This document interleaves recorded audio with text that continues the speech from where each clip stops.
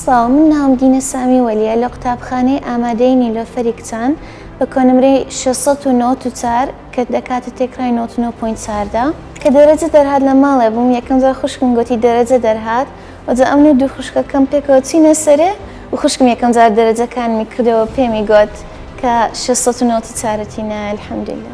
و دەمەوێت سوپاس لە خێزانەکەم بکەم بە تایبەتی دایکم و باوکم و خوشکەکانم.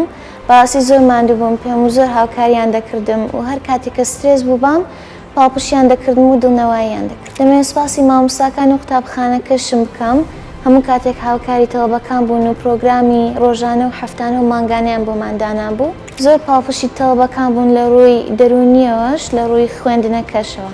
پێم بۆ قوتابیانی پۆلی 12 ئەوەیە کە ئەوسا زۆر خۆیان ماندی بکەن و بێ سترێس خوێندنەکەیان بە بەردەوامی بکەن و ئیشاڵڵا نمرەی زۆر باش بەدەستێنن.